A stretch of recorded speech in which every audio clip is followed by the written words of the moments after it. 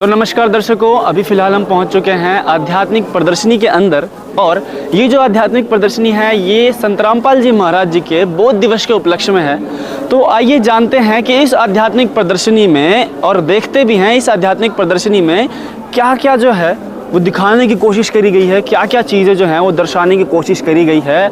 और सबसे पहले जो हम शुरुआत करते हैं वो ये है कि यहाँ पर आप एक विवरण देख रहे होंगे कि जहाँ पर स्वामी रामदेवानंद जी जो हैं वो अपने अन्य शिष्यों के साथ में, और वहाँ पर आप ये भी देख रहे होंगे कि संत रामपाल जी महाराज जी भी साथ में हैं। जी हाँ दर्शकों, नाम दीक्षा लेने से पहले ज्ञान चर्चा हो रही है यहाँ पर संत रामपाल जी महाराज जी और जो अन्य स्वामी रामदेवानंद जी महाराज जी के शिष्य थे उनके साथ में।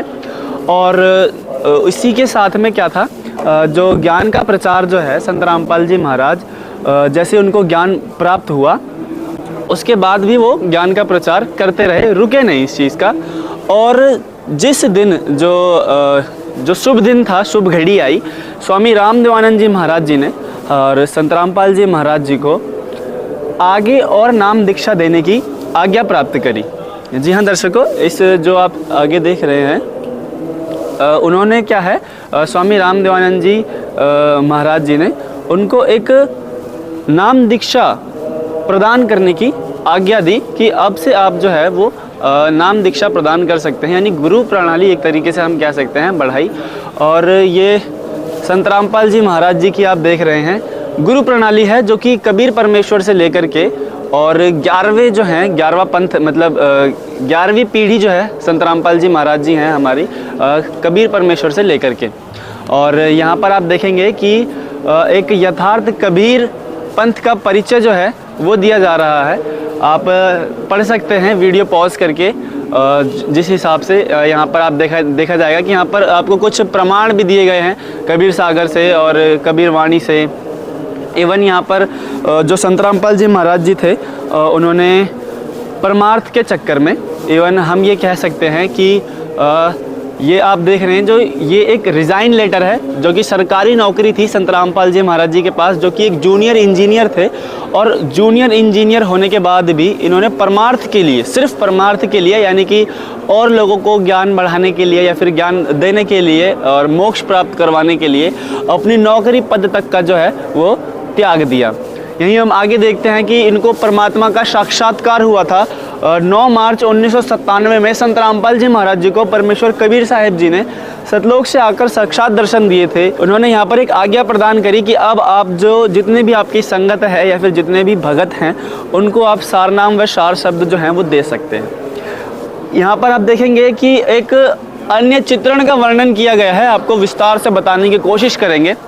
जो सबसे पहला चित्र है वो ये है कि मथुरा नगरी में सरोवर में सुबह सुबह स्नान करने के बाद पूजा अर्चना और गीता जी का पाठ करते हुए सेठ धर्मदास जी और जिंदा महात्मा के रूप में परमेश्वर कबीर जी की प्रथम वार्ता। तो मैं आपको दर्शकों बता दूं कि यहाँ जो विवरण चल रहा है ये सेठ धर्मदास जी और कबीर परमात्मा का चल रहा है। जी हाँ दर्शकों, सेठ धर्मदास जी एक ऐसे महान धनी संत रहे हैं जो कि बिल्कुल जिनके पास पैसों रुपये की कोई कमी नहीं थी, लेकिन वो धार्मिक प्रवृत्ति के थे, उनको दान धर्म करना बहुत ही अच्छा लगता था। अब हम आगे देखते हैं यहाँ पर जो पहली मुलाकात हुई इनकी कबीर परमेश्वर जी के साथ में, तो वहाँ पर बहुत ही सवाल जवाब हुए और कबीर भगवान ने जो है उनको मतलब अपनी शंकाएं बताई। उन्होंने पहले तो इस चीज़ को बहुत ध्यान से सुना जिस चीज़ का वो पाठ कर रहे थे, जो देवी देवताओं की पूजा कर रहे थे जिस चीज़ का वो। बाकी हम आगे अपने सीन में देख रहे हैं कि अगले दिन सुबह जब भोजन बनाते समय चूल्हे की खोखली लकड़ी में से, तो यहाँ हम देख रहे हैं कि जब ये पूरी इनकी पहली वार्ता हो गई तो दूसरे दिन क्या हुआ, अगले दिन सुबह भोजन बनाते समय चूल्हे की खोखली लकड़ियों में से अंडे मुंह में लेकर जो चींटियाँ थी वो इस खोखली लकड़ी में से निकल रही थी और वो जल जल कर मर रही थी। इस चीज़ को देखकर धर्मदास को बहुत पश्चाताप हुआ और उन्होंने ये सोचा कि क्यों ना मैं ये भोजन जो है किसी संत महंत को करा दूं, इससे मेरे को पाप नहीं लगेगा। तो यहाँ पर अगले सीन में आप देखेंगे कि सुबह का भोजन बनाते हुए पाप का प्रायश्चित करने के लिए वो अपना भोजन जो है वो एक महात्मा के पास लेकर गए और उन्होंने आग्रह किया कि हे महात्मा जी ये भोजन जो है आप करिए। तो वहाँ पर क्या करते हैं वो महात्मा जी जो है अपने कमंडल से कुछ जल निकालते हैं और उस जल की कुछ बूंदें जो हैं उस भोजन पे करते हैं, तो उसमें क्या होता है, वो भोजन जो बनाया होता है वो भोजन तुरंत सारी चींटियाँ बन जाती हैं और वही चींटियाँ जो मर चुकी थी उस थाली में विराजमान हो जाती हैं, उस थाली में आ जाती हैं और वो चींटियाँ निकल निकल के भागने लगती हैं। उस समय भगवान कहते हैं कि क्या तू ये पाप का भोजन मेरे को खिलाने वाला था, और इतना कहकर भगवान जो है वो अदृश्य हो जाते हैं। यही सोचकर, यही इस पाप का प्रायश्चित करने के लिए या फिर यही इस बात को सोच करके धर्मदास फूट फूट कर रोने लगता है। यहाँ पर आप देखेंगे कि तीर्थ यात्रा के बीच में ही घर वापसी कर लेते हैं वो, और सेठ धर्मदास अपनी पत्नी आमनी देवी जी को सारी घटना बता देते हैं और इस चीज़ का विलाप करने लगते हैं, फूट फूट कर रोने लगते हैं। वहीं पर हम अगले सीन में देखते हैं, यहाँ पर आमनी देवी जी के कहने पर 6 महीने बाद परमात्मा जी से दोबारा मिलने के लिए धर्मदास ने एक धर्म भंडारा करवाया और वहाँ पर जितने वो लोग इनवाइट कर सकते थे धर्म भंडारे के लिए लोगों को, उतने वो लोग उन्होंने इनवाइट करे। धर्मदास जी ने जो है जितने संत महंतों को इनवाइट करा जा सकता था उतने संतों को जो है वो इनवाइट करा, ये सोच के हुए कि इसमें वो महान संत भी आ जाएंगे जिन्होंने मेरे साथ वो पहले लीला करी थी, यानी कि कबीर भगवान भी जो है इस भंडारे में आएंगे ज़रूर, ये सोच करके, क्योंकि कबीर भगवान ने कहा था कि मैं वहीं जाता हूँ जहाँ पर धर्म भंडारे चलते हैं। यहाँ पर आप देखेंगे 7वें सीन में जो है कदम के वृक्ष के नीचे जिंदा महात्मा के रूप में विराजमान परमेश्वर कबीर साहब जी से रोते हुए चलने की प्रार्थना करते हुए सेठ धर्मदास जी, यहाँ पर सेठ धर्मदास जी जो है वो प्रार्थना कर रहे हैं रोते हुए कबीर भगवान से। यहीं पर हम देखेंगे कि जिंदा बाबा के रूप में जो कबीर भगवान हैं अपने घर लाकर पूर्ण जो तत्व ज्ञान की, मतलब जो उन्हें कबीर जी जो हैं वो कदम के वृक्ष के नीचे मिले थे और फिर वो उनको अपने घर ले आते हैं। उसके बाद तत्व ज्ञान की बातें चलती हैं, उसके बाद आमनी देवी जो है और धर्मदास जी जो है वो ज्ञान समझते हैं, पूर्णतः तरीके से जो है वो ज्ञान समझते हैं। और उसके बाद जो है वो धर्मदास जो है वो आग्रह करता है पूरा ज्ञान समझने के बाद में कि हे भगवान, मेरे को भी वो लोक दिखाओ, मेरे को भी वो सतलोक दिखाओ, जिस सतलोक की या जिस लोक की आप बात कर रहे हैं, जिस समय वो ज्ञान समझा रहे थे उस दौरान।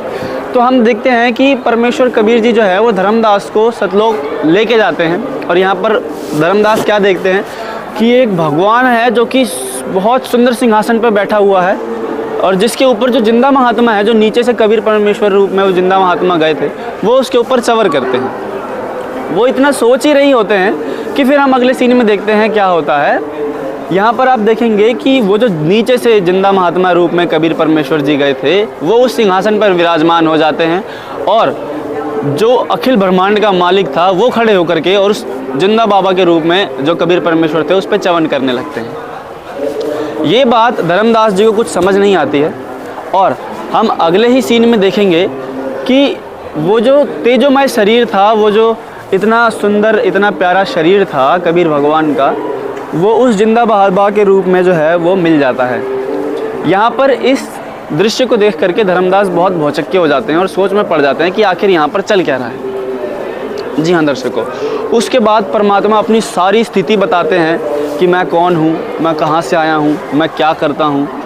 जी हाँ दर्शकों, ये सारी स्थिति बताते हैं और उसके बाद धर्मदास को पता लगता है कि वो जुलाहा, वो धानक, वो भगवान, वो कबीर परमात्मा, वो जिंदा बाबा सब एक हैं और वही हमारे सृष्टि के रचयिता हैं। जी हाँ दर्शकों, यहाँ पर आप देखेंगे कि आदरणीय धर्मदास जी जिंदा महात्मा और सत्य पुरुष वाली वही प्यारी सूरत काशी नगरी में धागा बुनते हुए, ताना बुनते हुए देखते हैं। जी हाँ दर्शकों, और अगले समय में यहाँ अगले सीन में आप देखेंगे कि परमेश्वर कबीर जी के मुख कमल से उच्चारित अमृत वाणियों को पवित्र कबीर सागर के रूप में संकलित करते हुए आदरणीय गरीब धर्मदास जी महाराज।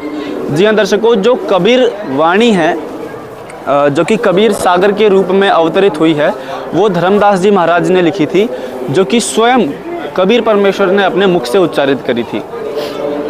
दर्शकों, ये जो आगे आप देख रहे हैं ये है मगहर लीला के समय पे जो कबीर परमेश्वर ने अपना शरीर छोड़ा था, तो उस समय के जो है ये मगहर है जहाँ पर हिंदुओं के लिए और मुस्लिमों के लिए एक ही जगह पर दो जगह स्थान बनाए गए हैं, जहाँ पर एक जो है वो मुस्लिमों के लिए है और एक जो है वो हिंदुओं के लिए, जहाँ पर कबीर भगवान ने अपना शरीर छोड़ा था।